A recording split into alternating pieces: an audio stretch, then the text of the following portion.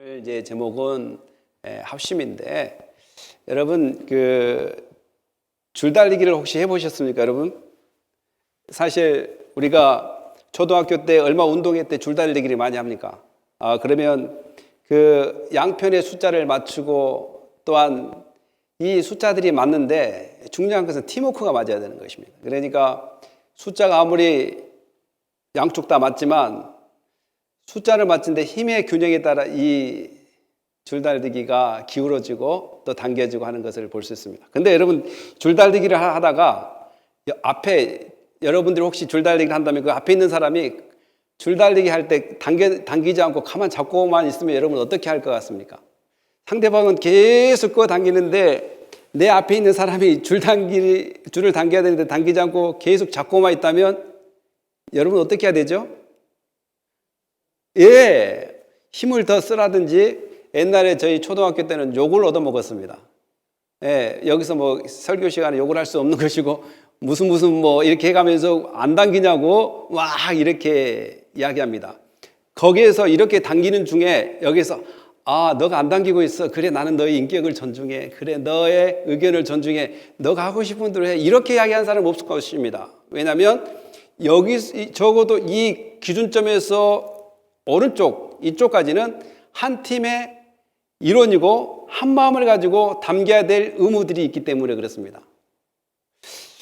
마찬가지로 이 합심이라는 것은 상대방과 싸워서 이기기 위한 것도 있지만 공동체가 하나라는 것을 또 표현해 주는 방법도 이 줄달리기를 통해서 표출되기도 합니다.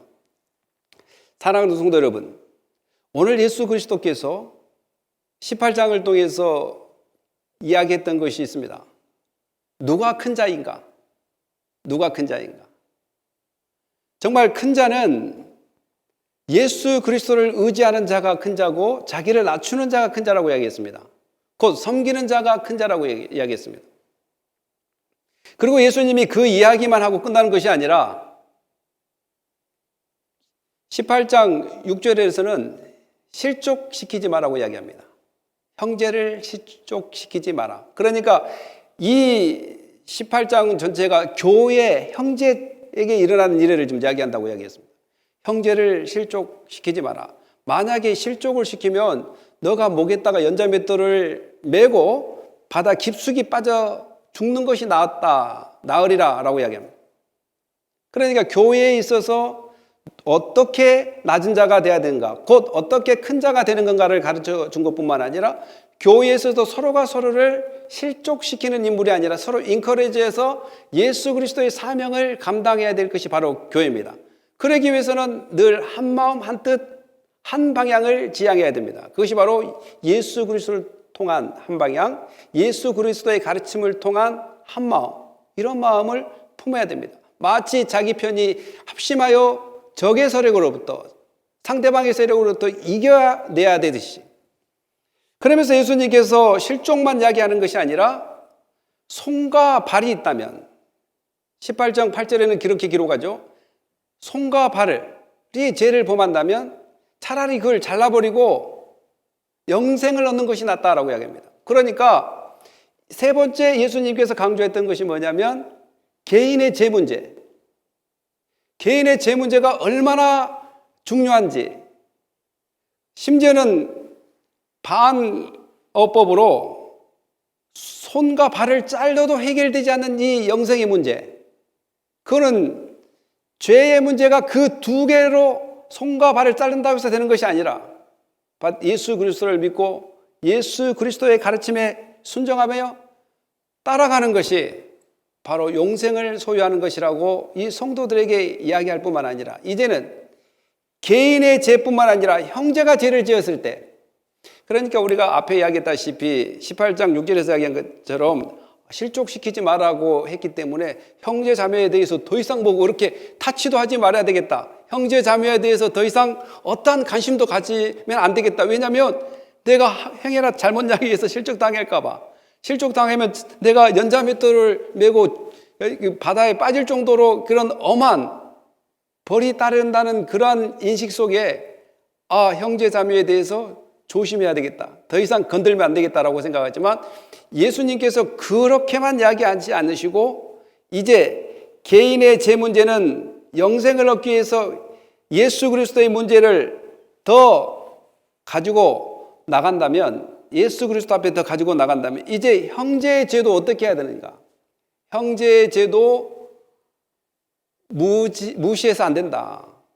형제가 죄를 지었을 때 그냥 눈 감아주거나 그냥 아유 저 형제 죄 지었네 라고 남의 일 보듯이 하면 안 된다.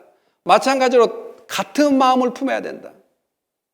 형제의 죄짐이 나의 죄진 것 같고 형제의 아픔이 나의 아픔, 자매의 아픔이 나의 아픔처럼 여기에 있어서 교회라는 것은 한 공동체로서 같이 인커리지하고 같이 격려하면서 더 나아가서는 같이 교육하면서 또 교육을 받으면서 피차 인터액션 하는 것이 서로 주고받는 것이라는 것. 그러기 위해서는 계속 합심을 해야 된다. 어떤 합심을 해야 되느냐? 예수님께서 이야기하지 않습니까? 15절에 이야기하기를, 우리가 15절을 좀 읽어본다면 내 형제가 죄를 범하거든 가서 너와 그 사람과만 상대하여 공고하라. 만일 들으면 내가 내 형제를 얻을 것이요. 아까도 이야기했다시피 줄을 당길 때 많은 사람이 줄을 자기 편에 서 있습니다. 그러면 줄 당긴지 안 당긴지 누가 가장 일찍 알 수 있을까요? 먼저 알 수 있을까요? 바로 옆에 있는 사람입니다. 내 앞에 있는 사람이 여기에 있는 사람을 기점으로 이 앞에 있는 사람 앞만 보느라고 뒤에가 당긴지 안 당긴지를 모릅니다. 그러나 이 사람 안 당기고 있는 사람 바로 뒷사람은 이 사람이 당기고 있는지 안 당긴 것이 안단 말입니다. 그처럼 가장 가까이 있는 사람이 해야 될 의무를 하지 않고 제약의 길을 가고 있거나 실족당하고 있으면 그 사람에게 권면을 해야 될 사람이 누굴까요?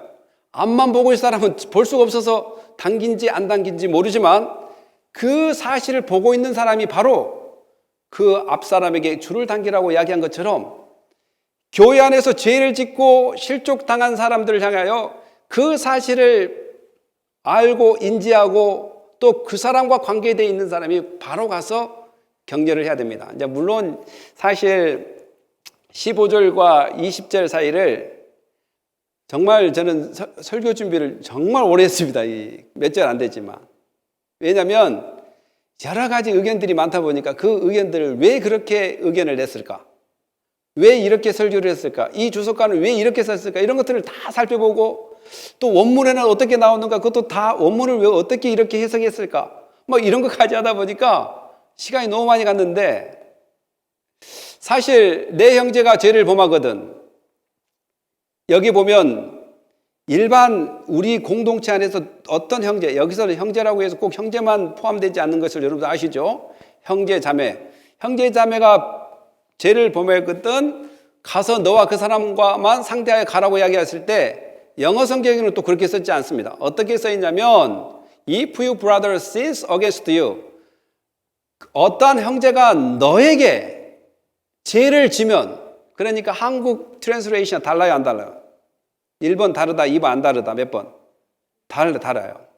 그리고 원어도 마찬가지로 and amatrese eise, eise가 뭐냐면 너에게, 가로가 쳐 있죠, 빨간색으로. 그리고는 이것도 마찬가지로 초기 early manuscript, 그러니까 아주 초기에 발견된 성경은 이 eise라는 것이 없어요.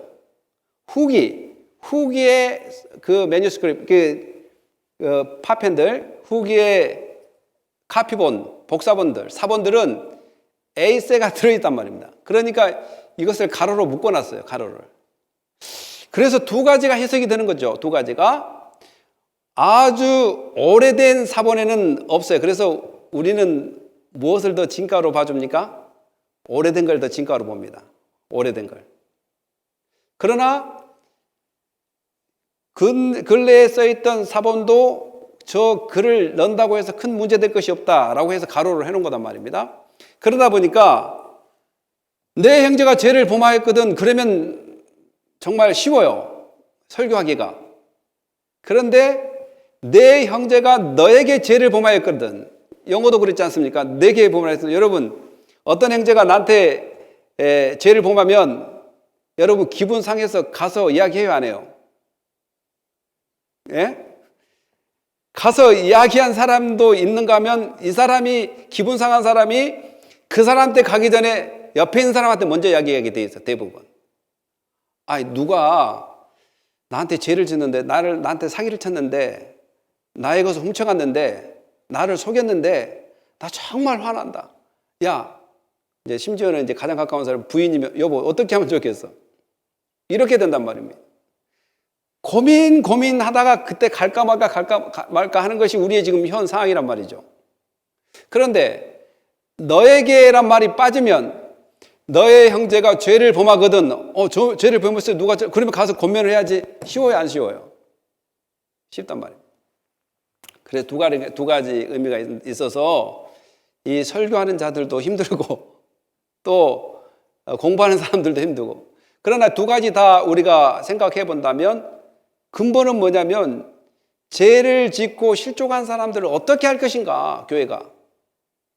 포기할 것인가? 아니면 계속해서 합심해서 그 사람을 옳은 길로 인도할 것인가? 여러분, 에스겔서 33장 11절에는 하나님이 악인이 멸망하는 것을 원하지 않고 악인이 하나님께 돌아오기를 원한다고 이야기하고 있습니다. 돌아와라. 에스겔 33장 11절. 그러니까 하나님의 근본 취지는 악인이 멸망하는 것이 아니라 악인들이 회개하고 돌아오기를 원하는 것이 하나님의 취지란 말이죠.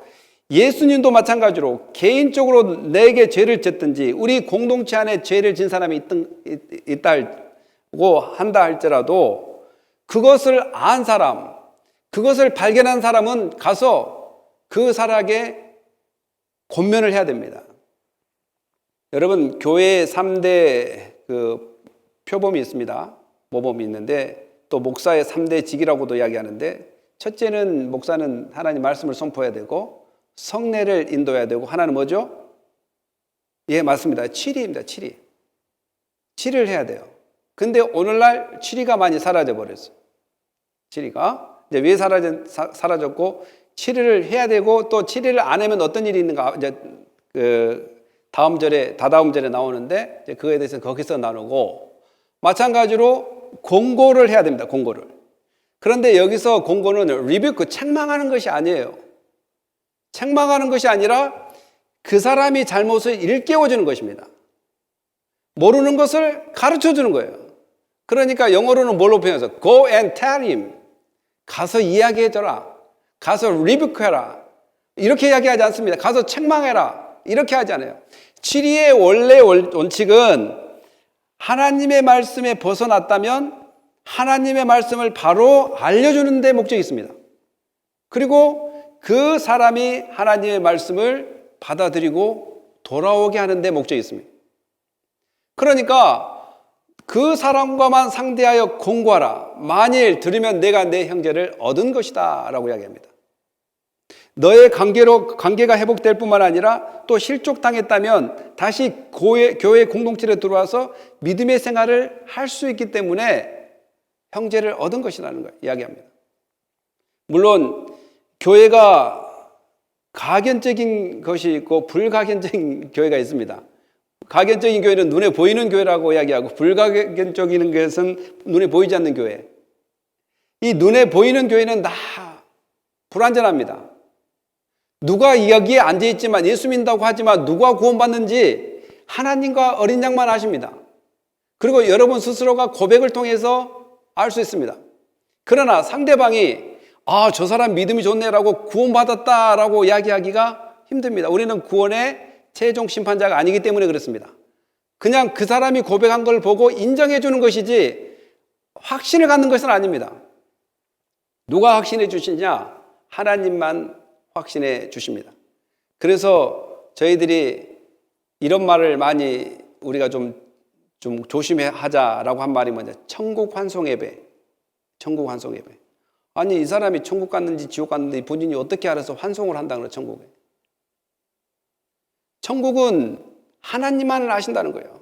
어린 양과 하나님만. 그리고 본인의 믿음을 통해서 알 수 있는 것이지, 상대방은 그 사람이 믿음을 고백하기 때문에 그냥 인정하고 받아두는 거예요. 우리의 인간에 해야 될 일은 그거밖에 없습니다. 그래서 신앙은 다 다르게 되어 있고요. 그래서 이 교회 안에서는 탈선됐던 사람을 하나님의 복음으로 잘 알려줘서 그 사람들이 복음으로 돌아온다면 형제가 지속되는 것이지만, 복음으로 돌아오지 않는다면 어떻게 해야 되냐? 야고보서 5장 19, 20절 한번 읽어볼까요? 네 형제가, 시작. 네 형제들아, 너희 중에 미혹되어 진리를 떠난 자를 누가 돌아서게 하면 너희가 알 것은 죄인을 미혹된 길에서 돌아서게 하는 자가 그의 영혼을 사망에서 구원할 것이며 허다한 죄를 덮을 것입니다. 야고보에서도 마찬가지로 네 형제들아, 너희 중에 미혹되어 진리를 떠난 자. 그러니까 앞에 죄를 범했다라고 이야기한 것은 두 가지 의미가 있다고 이야기했죠. 어쨌든 직접적으로 피해를 입혔거나 십계명을 어겼거나 라는 측면이 있고, 두 번째는 실족해서 교회를 떠나버린 사람. 두 가지 측면이 있다는 거죠. 그런 사람을 어떻게 할 거냐? 첫 단계로는 개인이 만나야 된다. 근데 어떤 사람은 목사가 만나야 된다, 이건 아닙니다. 그 죄를 발견한 사람이 그거에 대해서 진리의 말씀을 가지고 권면을 해야 되는 거예요. 나에게 죄를 지었다, 아니면 그렇게 실족당해서 가는 것이 바로 죄다. 하나님을 떠나는 것이 죄다. 하나님께 돌아오는 것이다. 그리고 무슨 일이 있든지 화평을 이루는 것이 하나님이 원하는 것이다 라는 것을 잘 가르쳐 줍니다. 그래서 교회는 권사님이 필요하고, 장로님이, 권사님은 뭐야? 인커레지, 권사. 이렇게 말씀을 잘 권면해서 그들을 바로 세울 수 있는 것이 또 권사의 직분 중에 하나라는 거죠. 그런 직분자, 먼저 그를 본 자. 그리고 두 번째 단계가 뭐냐면, 시작. 만일 듣지 않거든 한두 사람을 데리고 가서 두세 증인의 입으로 말마다 확증하게 하라. 내가 몇 번의 목사님 설교를 들어봤는데 이 구절을 잘못 이해하고 계시더라고요. 그 사람의 죄 지었다는 것을 확증하게 가는 것이 아닙니다. 그 사람이 죄를 지었다는 것을 확증하게 가는 것이 아니라 그 사람과 말을 통해서 그 사람이 했던 말을 확증하기 위해서 가는 것이에요. 그러니까 그 사람이 죄 지었다는 것을 증거하기 위해 가는 것이 아니라, 한 사람이 한두 명을 데리고 그 사람을 갈 때 그 사람과 대화하는 가중에 그 대화를 증거 삼기 위해서 모시고 가는 것입니다. 그리고 그 사람들은 가서 진리의 말씀을 더 보탭니다. 이 사람이 한번 예수 그리스도께 돌아오는 것이 하나님 기뻐한 일이라고 이야기한다면, 두세 사람이 예수 그리스도께 돌아오는 것이 하나님이 기뻐한 일이라는 것을 더 강조해서 이야기한다면, 그 사람은 그 말을 듣고 둘 중에 하나, 더 감명을 받아서 더 무게감을 느껴서 회개하든지 아니면 더 나가든지 둘 중에 하나를 선택하게 됩니다. 그래서 이제 내가 이 사람과 죄에 대해서 그렇게 하면 하나님이 기뻐한 일이 아니다. 그리고 이것은 말씀에 의해서 잘못된 것이기 때문에 이렇게 더러운 것이 하나님이 원하는 것이다 라는 것을 지금 누가 증거할 수 있습니까? 증인이 될 수 있습니다. 이 두 사람이 증인할 수 있습니다. 내가 이렇게 말씀으로 권면을 했다는 것은. 그런 가운데 이제 우리가 신명기 19장 15절은 어떤 의미냐면, 이 사람이 죄가 있다는 것을 증명하기 위해서 두 사람이 필요하고, 오늘 본문은 대화 가운데 그 사람에게 충분하게 복음을 증거하고 하나님께 돌아오라는 메시지를 증거했다는 증인을 삼기 두 사람을 데려가고, 이해가 되십니까? 그것이 다르다는 거예요. 그런데 이제 신명기 19장 15절을 한번 읽어봅시다. 시작. 사람의 모든 낙에 관하여 또한 모든 죄에 관하여 한 증인으로만 정할 것이 아니요 두 증인의 입으로 또는 세 증인의 입으로 그 사건을 확정할 것이다. 이 사람이 죄를 지었는지 안 지었는지를 확정하는 거고, 이 사람은 이미 죄를 지었게 하고 또 이미 교회를 떠났기 때문에 이미 죄인이란 말이에요. 그 사람을 가서 죄인이다 아니다 확정 지으러 가는 것이 아니라 이미 죄인이기 때문에 그 사람이 돌아올수록 하기 위해서 그 메시지를 증거했다는 증인을 삼을 필요가 있습니다. 왜냐하면 이 문제를 어디로 가져가야 되기 때문에 그렇습니다. 해결되지 않으면 교회로 가져와야 되기 때문에 한 사람이 가서 아무 증거 없이 이야기했다고 해서 교회에서 이 문제를 해결하는 것이 아닙니다. 교인들도 마찬가지로 그러면 몇 사람이 가서 그 사람에게 했는가? 결국은 뭐냐면 모두가 합심해서 한 영혼이 실족당하거나 죄를 범하면 끌어당겨서 구원의 길로 인도하기 위한 것이 바로 예수님께서 원하신 길이라는 것을 계속해서 우리는 발견하게 될 것입니다. 한번 읽어볼까요? 시작. 만일 그들의 말도 듣지 않거든 교회 말하고 교회 말도 듣지 않거든 이방인과 세리와 같이 여기라. 네, 교회에 말해야 된다면 어떻게 그 사람을 이렇게 복음으로 잘 이야기했는가? 증인이 필요하지 않겠습니까? 그냥 사사로이 내가 이야기했는데 말 안 들어요. 이거 교회에서 치료해야 됩니다. 이렇게 할 수는 없는 거라는 것이죠. 그러니까 얼마나 예수님께서 세밀하게 한 영혼이 돌아오는 것을 세밀하게 이렇게 디테일하게 이렇게 제자들에게 가르치면서 한 영혼을 대하는 것, 한 형제가 죽게 돌아오는 것. 여러분 마태복음 18장 13절과 14절의 말이 뭡니까? 바로 예수님께서 그 비유로 이야기해 준 것이 뭐냐면 100마리의 양이 있었는데 그 중에 한 마리가 길을 잃고 떠난다면 99마리를 그 자리에 내려놓고 그 한 마리의 양을 찾아서 헤맨다는 것.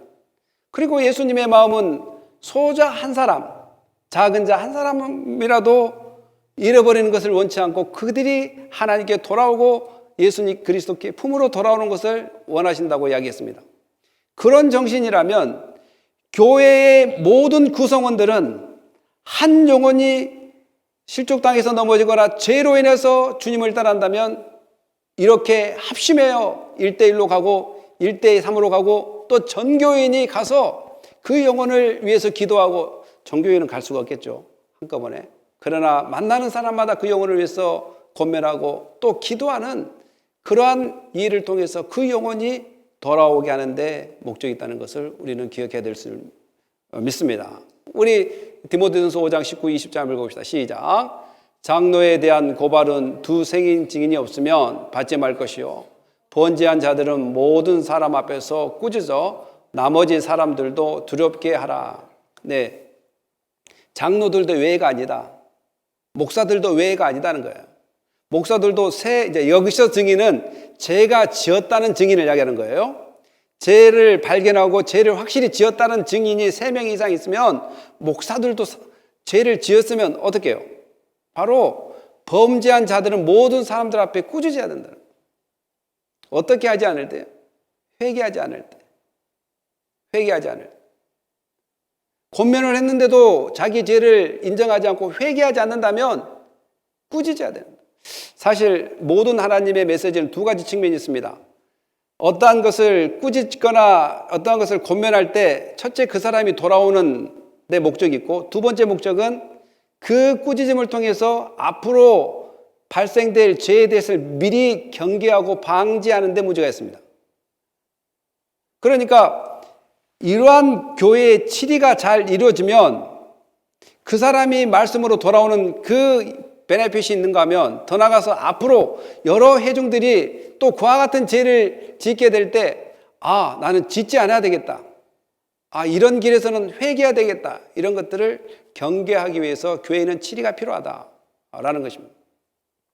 근데 한국 교회는 교회가 치리가 잘 돼요, 안 돼요? 예, 잘 안 돼요. 근데 제가 미국 교회 목사님 설교 들어보니까 미국 교회도 치리가 잘 안 돼요. 본인들이 이야기했어요. 하나님 앞에 참 죄스러운데 왜 치리가 안 되냐? 커스터마이즈, 어떤 소비자 중심의 교회가 되어버렸다는 거예요. 소비자 중심의 교회.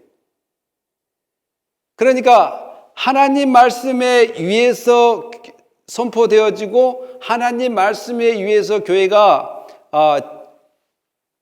이끌어져야 되는데 소비자 중심의 교회, 곧 사람 중심의 교회가 되어버렸기 때문에 되지 않는다. 그분이 그렇게 이야기하더라고요. 그도 그럴 것이 여기서 치리하면 옆에 교회가 많잖아요. 옆에 교회 많아요. 가면 돼요. 근데 그 사람들이 잘못 알고 있는 것이 있어요. 잘못 알고 있는 것이.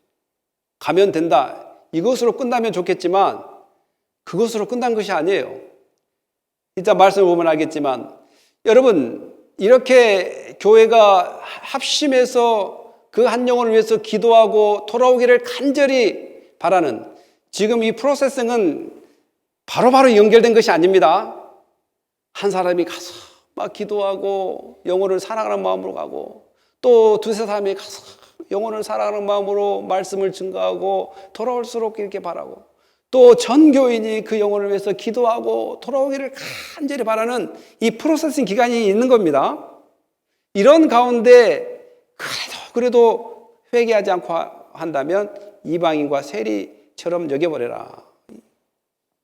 유대인들이 가장 싫어하는 것이 바로 세리 아닙니까? 세리.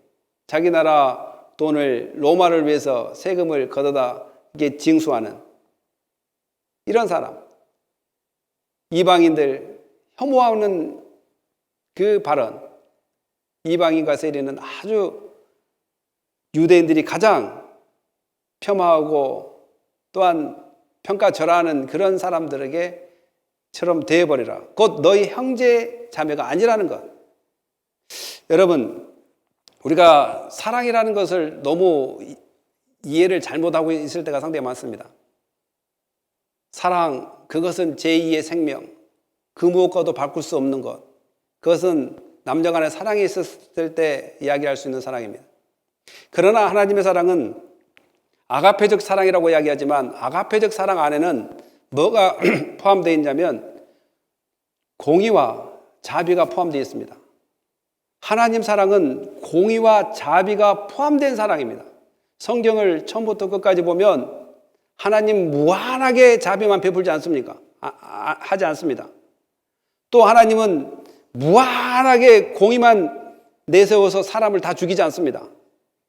늘 하나님의 사랑은 공의와 자비가 있는데 바로 그 공의 앞에 무릎 꿇지 않고 회개하지 않는 사람은 하나님은 이방인처럼 세리처럼 여기는 그런 마음이 있습니다. 바로 예수님도 그렇게 하라는 것입니다. 그럼으로써 그 사람이 살아날 수 있는 기회가 되고 또 회중은 그걸 통해서 더 경각심을 가지고 죄와 멀어지고 형제간에 더 합심하고 사랑하는 그러한 두 가지 효과가 있기 때문에 그렇습니다.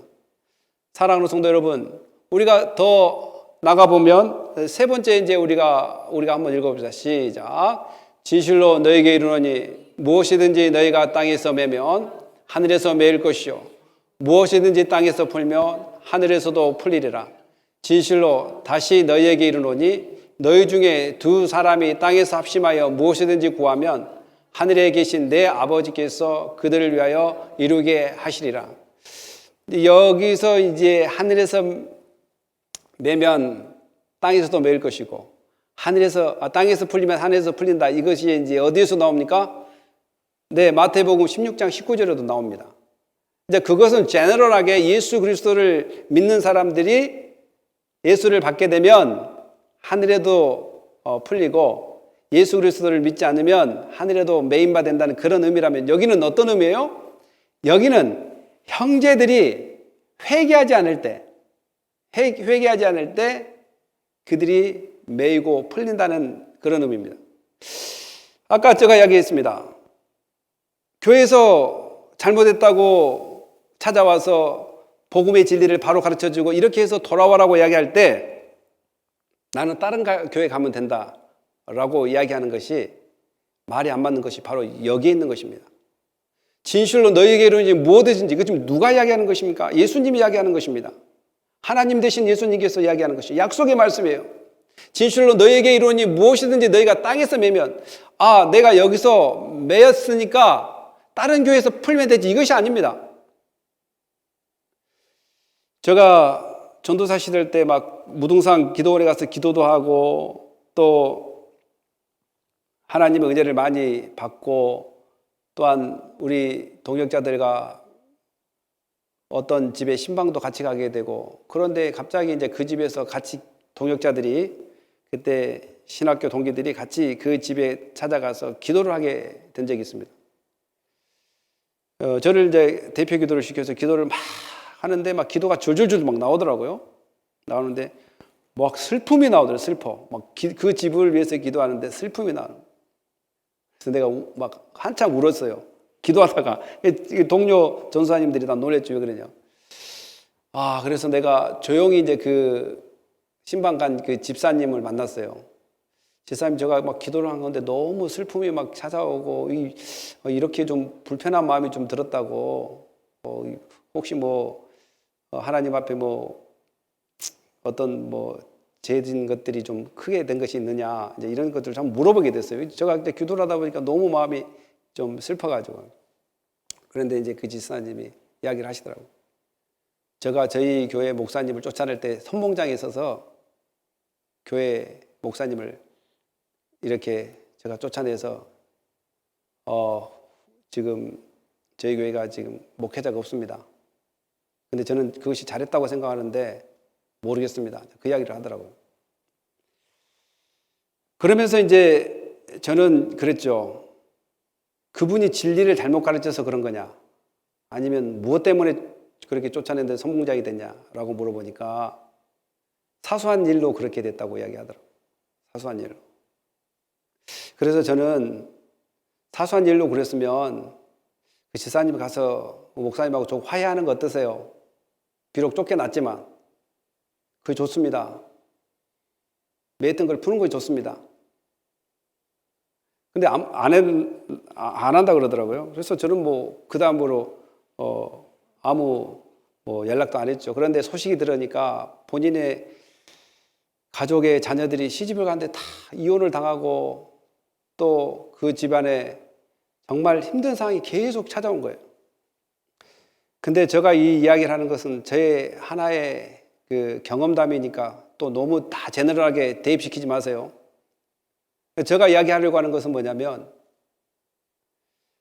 내가 여기서 좀 매였던 것을 다른 데 가서 풀면 되겠지, 이것은 하나님을 몰라도 너무 모르는 겁니다. 여기에 다른 교회 가고 싶으면 좋게 화해하고 가세요. 그 죄의 문제를 해결하고 가세요. 특별히 여러분들이 다른 교회 가고 싶으면 하나님이 특별히 사명을 주시든지 이사를 가시든지, 나는 정말 이 교회에서 너무 은혜를 많이 받았고 목사님과 이야기해서, 목사님 제가 좀 어려운 교회를 좀 섬기면 안 되겠습니까? 그럼 목사님, 예, 그래서 이렇게 좋게 화해하고 옮기든지, 또 아니면 이사를 갈 수밖에 없어서 교회를 옮기든지, 그래서 화해를 청하고 가는 것이 상당히 좋습니다. 이것이 푸는 일입니다. 푸는 일. 지금 교회가 이 문제가 성도들도 착각하고 목사들도 착각하는 것이 뭐냐면, 치료를 해야 되고 또 성도들은 이 교회 아니면 저 교회 가면 된다는 그런 생각 때문에 모두가 매여 있는 것을 많이 보게 됩니다. 그러면 그 교회 가면 설교도 안 들어와요. 졸고 있고, 그 사람이 가장, 다 그러진 않아요. 제가 보면 졸고 있고 맷돌 돌리고 있다가 예배 끝날 때 가장 행복한 시간이 그런 사람들이에요. 이 매여 있는 사람들. 설교가 잘 안 들어와요.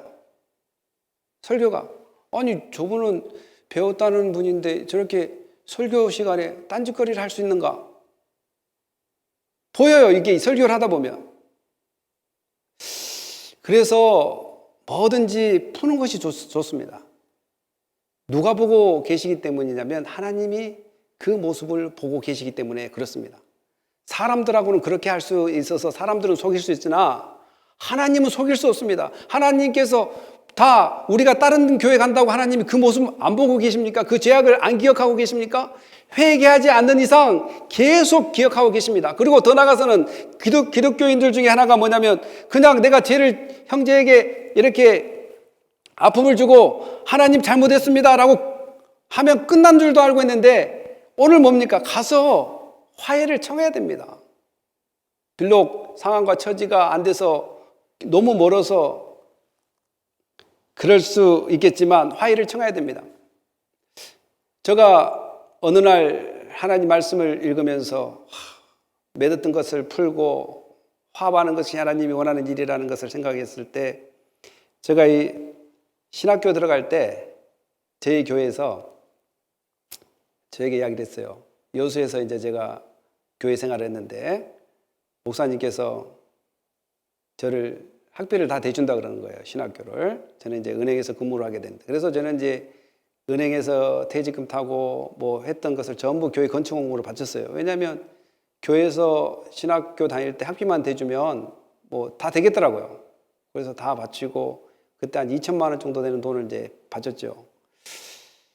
그런데 이제 교회에서 이제 신학교 합격을 하고 신학교를 가야 되는데 전혀 말이 없어요. 뭐 학비를 준다 말도 없고. 그런데 나중에 이제 알고 봤더니 목사님 아들이 갑자기 느닷없이 신학교를 간다 그랬나 봐요. 그래서 교회에서 두 사람을 못 도와준다는 거예요. 아니 나는 이미 있는 돈 넘는 돈 교회에서 도와준다고 하니 건축원금으로 다 내버리고. 근데 이제 학교 등교해야 되는데 그때 와서 아무 이야기 없다고 이야기했어. 그래서 내가 이제 목사님 많이 원망했어요. 내가 목사님 아들로 태어나야 되는데 목사님 아들도 안 태어나가지고 이렇게 내가 이렇게 손해를 보는구나. 만약에 내가 목사님 아들로 태어났으면 유정이가 먼저 신학교 간다고 했으니까 유정이를 먼저 도와야 되지 않겠는가. 원망을 많이 했어요. 그러나 어느 날 내가 칼라마주에서 담임 목사하면서 회개를 했죠. 설교 준비하다가. 그래서 이제 목사님한테 전화를 드렸어요. 몇십 년 만에 전화를 한 거죠. 그 목사님한테. 목사님, 제가 목사님 그 신학교 다닐 때 목사님 마음에 아프게 했고 또 이렇게 해서 원망도 했습니다. 목사님 용서해 주십시오. 목사님도 이제 70이 넘고 80 가까이 되니까 돌아가시기 전에 해결해야 되겠더라고요. 제가 이렇게 해서 용서해 주십시오. 그러니까 목사님이 전화 잘했다고 이야기하고, 너는 나한테 전혀 마음 아프게 한 적 없고 오히려 내가 너를 마음을 아프게 한 것 같다고 오히려 자기를 용서해 달라고 그러더라고요. 그래서 그 맺었던 걸 푸는 거 우리 성도들 중요합니다. 여기 교회에서 예배 안 드리고 여기 교회에서 목사하고 빠이빠이 하면 되는 것이 아니에요. 우리는 다 어디서 만날 사람이에요? 천국에서 만날 사람이고, 지금 하나님은 우주적인 교회를 이야기하고 있는데 우리는 로컬 처치, 물론 로컬 처치, 이 지역교회 하나님께서 우리에게 맡겨준 사명이 있습니다. 그리고 이 지역교회가 우리가 한 몸 한 뜻으로 열심히 주의 사명을 감당하는 것이 해야 될 일입니다. 그러나 더 나아가서 우리는 천국에서 모든 사람들이 한 교회가 되는 것도 생각한다면 교회를 옮길 때도 여기서 해결 안 보고 옮기면 되겠지. 그거 잘못된 생각입니다. 제가 여기서 들어보니 그냥 교회를 쇼핑하러 다니는 사람이 한두 명이 아닌 거예요. 보니까 큰 교회들은 다 가봤어요. 보니까 그분들 나는 예수 믿는 사람인지 의심스럽습니다. 교회를 어떻게 저렇게 쉽게 생각할까? 하나님이 작은 교회라도 부르면 거기서 충성 봉사하는 거예요. 하나님의 그 교회가는 예수 그리스도가 머리고 우리는 지체란 말입니다. 지체 한 사람이 다 아프면, 지체 하나가 아프면 모두가 아프듯이 교회 한 영혼 한 영혼이 소중하고 한 영혼 한 영혼이 지체가 돼서 예수 그리스도의 그 가르침에 순종하며 나가면서 하나님께 영광 돌리는 그 교회, 이 교회, 이 합심하여 두 사람이 이렇게 땅에서 푸는 일, 이것이 분명히 필요합니다. 물론 여기서 두 사람이 어떤 두 사람이냐, 이것도 말씀이 많죠. 그 당사자 두 사람인가, 아니면 증인으로 갔던 사람이 두 사람인가, 아니면 믿음의 사람 두 사람인가. 근데 우리가 성경을 보면 늘 본문에서 이렇게 발견해. 텍스트, 이 텍스트에서는 사실 지금 뭐냐면 이 문제를 풀기 위해서 두 사람이 동원이 됐습니다. 그러면 그런 사람, 동원된 사람들이 합심하여 하나님, 내가 그 사람을 찾아가서 말씀을 증거했고 또한 회개하라고 했었지만 그가 돌아오지 않습니다. 어떻게 할까요, 하나님? 그러면 하나님께서 해결하시겠다는 거예요. 돌아오지 않는 사람은 돌아오지 않는 대로 심판을 내릴 것이고, 돌아온 사람은 돌아온 사람대로 하나님께서 복을 내리실 것이고, 이 합심하여 하나님을 찾는 것. 더 나아가서는 뭐라고 이야기합니까? 하늘에 계신 내 아버지께서 그를 위하여 이루게 하시리라. 하나님께서 이루신다는 것이, 그 상황 모든 것을 하나님 보고 계신다는 것입니다. 여러분, 그러니까 우리가 교회를 함부로 얕보면 되지 않고 교회를 쇼핑하듯이 하는 것이 얼마나 죄악인지 이 말씀을 통해서 우리는 깨달아야 됩니다. 이 한 교회를 통해서 화평을 누리고 하나님이 주신 사역들을 잘 감당하는 것. 한번 그 밑에 한번 읽어봅시다. 시작. 그러므로 예물을 제단에 드리려다가 거기서 내 형제에게 원망 들을 만한 일이 있는 것이 생각나거든 예물을 제단 앞에 두고 먼저 가서 형제와 화목하고 그 후에 와서 예물을 드리라. 이것은 마태복음 5장 23절 24장 말씀입니다. 산상수훈이에요. 그러니까 형제들이 막 욕을 합니다. 라가라는 것은 욕이란 말입니다. 욕을 하고 또한 무시하고 그럴 때 예수님께서 하신 말씀이 바로 이 말씀입니다. A라는 교회 가서 징계하고 치리하니까 B교회 가야 되겠다. B교회 가서 예물을 드리려다가 이거 안 되겠네. 내가 A교회에서 내가 죄를 짓고 왔네. 그럼 어떻게 가서 화목을 청해야 된다는 거예요. 왜 그렇습니까? 교회는 다 연결되어 있습니다. 교회는 떨어진 것이 아니에요. 유니버셜 처치란 말이에요. 유니버셜 처치. 여러분, 예수님께서 단순히 회개하라만 이야기한 것이 아니라 화해까지 취하라고 이야기합니다. 여러분, 여러분들과 그런 관계가 안 좋았던 사람 돌아가셨으면 할 수 없잖아요. 하나님, 제가 예수님 말씀 듣고 화해를 청하라고 했는데 돌아가셔 버렸네요. 하나님 어떻게 할까요? 그런 건 특별 상황이 아니겠습니까? 그리고 너무 거리가 멀어서 연락이 안 되면 또 그것도 특별 상황이 있지만 할 수만 있다면 연결되고 연락될 수 있으면 본인이 잘못했던 것에 대해서는 가서 화해를 청하고 예배를 드려야 된다. 그러니까 예배보다 더 중요한 것이 뭐냐면 합심하여 협력하고 화합을 이루는 것이 예수 그리스도의 제자들이 해야 되고 교회 공동체가 해야 된다는 것을 우리는 이 말씀을 통해서 발견하게 됩니다. 여러분 그러기를 원하십니까? 여러분 기도해 보십시오. 행여나 막힌 것이 뭐 있는지. 막힌 것이 있는 사람들은 예배 시간을 보면 알아요. 예배에 집중할 수가 없습니다. 아무리 큰 교회 가서 자리에 앉아 있는다 할지라도 집중이 안 돼요. 집중이 안 돼요. 본인들이 잘 알 것입니다. 또 우리가 더 나가서 한번 읽어봅시다. 시작. 두세 사람이 내 이름으로 모인 곳에는 나도 그들 중에 있느니라. 여기도 이제 우리가 참 두 가지 의미로 많이 사용하고 있는데 그냥 두세 사람이 모이면 교회가 예배를 드릴 수 있대 이렇게 생각하는 사람들. 그러나 문맥적으로 보면 두세 사람이 내 이름으로 모인 곳에 나도 그들 중에 있느니라. 두세 사람이 그 한 영혼을 돌아오게끔 하는 그 열정과 열심 가운데 예수님이 함께 계신다. 이것이 더 옳은 문맥상의 해석이라고 볼 수 있습니다. 왜냐하면 우리가 한 사람이 예배드려도 하나님 받거든요. 한 사람이 기도해도 하나님 받거든요. 그러나 이 문맥 가운데 두세 사람이 그 한 영혼이 돌아오게끔 한 영혼을 얻게끔 이 실족당하고 죄를 범한 그 영혼이 하나님께 돌아올 수 있도록 그렇게 열정을 품고 기도하고 매달리는 그 모습 가운데 하나님이 기억하고 계시고 함께 계신다는 것입니다. 여러분 이렇게 이야기한 사람이 있을 것입니다. 그러면 그 사람만 죄를 지었냐? 나는 죄를 짓지 않았냐? 네, 맞습니다. 똑같은 죄인이지만 우리는 하나님의 말씀을 인정하고 내가 죄인이라는 것을 인정하고 회개하기 때문에 이 자리에 앉을 수 있는 것입니다. 그러나 죄인이라고 이야기했고 그 잘못되고 말씀에 비춰서 죄다고 이야기했는데 회개하지 않을 때 지금 이러한 사항들이 진행된다는 것을 우리는 알아야 되겠습니다. 우리 마지막 한번 읽어봅시다. 시작. 이제 내가 너에게 쓴 것은 만일 어떤 형제라 일컫는 자가 음행하거나 탐욕을 부리거나 우상 숭배를 하거나 모욕하거나 술 취하거나 속여 빼앗거든 사귀지도 말고 그런 자와 함께 먹지도 말라 함이라. 밖에 있는 사람들을 판단하는 것이냐? 내가 무슨 상관이 있으리요? 많은 교회 안에 있는 사람들이야 너희가 판단하지 아니하랴. 밖에 있는 사람들은 하나님이 심판하시려니와 이 악한 사람은 너희 중에서 쫓아내라. 이 말씀은 그겁니다. 바울이 고린도 교회에서 이야기하는 것처럼 어떤 형제라는 것은 교회의 구성원 중에 한 사람을 이야기하는 거죠. 어떤 형제. 바울이 이야기한 것은 밖에 안 믿는 사람을 이야기하는 것이 아니라 믿는 사람을 이야기하는 거예요. 믿는다고 자칭하는 사람들, 나는 교회 형제요 자매라고 자칭하는 사람, 교회 안에 있는 사람들, 그들이 우상 숭배하고 모욕하고 술 취하고 또 남을 속이고 빼앗으면 그것은 죄다.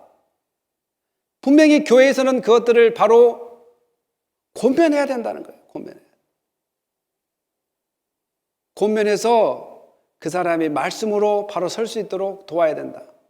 곧 회개할 수 있도록 해야 된다. 그리고 회개를 하지 않으면 이 악한 사람은 너희 중에 쫓아내야 된다는 거예요. 자, 저는 말씀을 마치려고 합니다. 우리가 합심해서 해야 될 것이 뭐냐면 교회의 거룩성입니다. 교회의 거룩성을 지키지 않으면 교회는 무시당해지고, 교회가 무시당해지면 예수 그리스도가 무시당해집니다. 왜냐하면 교회의 머리신 분이 바로 예수님이기 때문에 그렇습니다. 교회는 사람 비유 맞추기 위해서 하는 것이 아니고, 사람들이 듣기 좋게끔 뭘 하는 것이 아니라 제약된 사람을 에클레시아 프롬 세상으로부터 불러내야 되는 것이, 제약으로부터 거룩한 장소로 불러내야 되는 것이 바로 교회의 근본 원리이기 때문에 오늘 교회의 근본 원인은 거룩성을 유지하기 위해서 이런 일이 벌어지는 것입니다. 거룩성입니다. 거룩성. 하나님이 거룩하니 너희도 거룩하라고 하는 그 명령 때문에 교회는 세상 사람들이 보는 그러한 사교 집단이 아니고 거룩을 유지하고 거룩한 사람을 훈련시키는 곳이 바로 교회입니다. 사랑하는 성도 여러분, 교회에서 징계가 이루어질 때 어떻게 사랑을 가지고 있는 교회가 저렇게 사람을 쫓아내냐? 그거 잘못된 이야기입니다. 사랑을 잘못하는 것이죠. 분명히 하나님의 사랑은 공의와 자비가 포함된 사랑이고, 이미지 오브 갓, 오늘 그 형상대로 지음을 받는 우리들도 사랑을 실천할 때 공의와 자비를 구분할 수 있는 그런 마음이 있어야 됩니다. 그런데 자비 앞에는 모든 것이 무너질 수 있습니다. 그 말이 무엇이냐면, 아무리 많은 죄를 졌더라도 그 사람이 뭐 하면 된다고요? 회개하고 화평을 이루면 더 이상 하나님은 기억하지 않는다는 것을 기억하십니까, 여러분? 그 사람이 회개하고 죄를 절렸던 사람과 다시 화평을 하면 하나님은 더 이상 옛 것을 기억하지 않는다고 이야기했습니다. 그렇기 때문에 쫓아낸 것이 문제가 아니라 우리가 그 영혼의 죄를 키워준 것이 문제가 되어야 된다는 것이죠. 징계하지 않아서, 또한 치료하지 않아서 그 사람이 죄로 머물러 있고 제약된 삶 가운데 머물러 있어서 그 사상이 옆에 있는 성도들까지 계속 전염이 되기 때문에 교회는 더 이상 거룩함을 유지하지 못하는 것이 바로 큰 문제가 되어야 된다는 것입니다. 그래서 쫓아내라는 것이지 사랑이 없어서 쫓아내라는 것이 아니다. 사랑은 분명히 두 가지 차원, 공의와 자비의 차원으로 우리 성도님들은 바라보고, 여러분 형이나 옆에 형제 자매가 제약된 길, 실족한 길을 간다면 가만히 있으면 안 되고 하시면서 어떻게 해야 된다고요? 줄을 당기듯이 그 영혼이 세상으로 빠져들지 않도록 말씀을 통해서 권면하고 하나님 품으로 인도해야 될 것입니다. 우리 교회도 권사님이 빨리 나타나서 권면하고 또 하나님 말씀으로 잘 양육될 수 있도록 해야 될 것입니다. 사랑하는 성도 여러분, 우리는 하나입니다. 그리스도 안에서 하나이고, 그리스도 예수 안에서 한 몸 이룬 공동체고, 또 그리스도의 말씀을 바라보고 한 방향으로 가는 한 공동체가 바로 교회입니다. 여러분, 합심해서 교회의 한 영혼 한 영혼이 죄악으로 넘어지지 않고 실족하지 않도록 기도하며 또 하나님을 기쁘시게 하는 그러한 은혜의 자리로 우리는 날마다 인도하는 은혜가 있기를 예수님의 이름으로 축복합니다. 기도하겠습니다. 할렐루야, 은혜 감사합니다. 오늘 하나님께서 친히 우리를 자녀 삼아 주시고 한 몸 이룬 공동체가 되게 해 주심을 감사합니다. 오직 예수로 말미암아 충성 봉사할 수 있도록 도와주시옵소서. 내 형제를 사랑하고 그 형제가 넘어지지 않고 쓰러지지 않도록 늘 우리가 교회가 합심해서 그 영혼을 위해서 기도하고 권면하고 세워가는, 형제를 얻는 그런 은혜가 우리 가운데 있게 하여 주시옵소서. 감사하며 예수님의 이름으로 기도합니다. 아멘.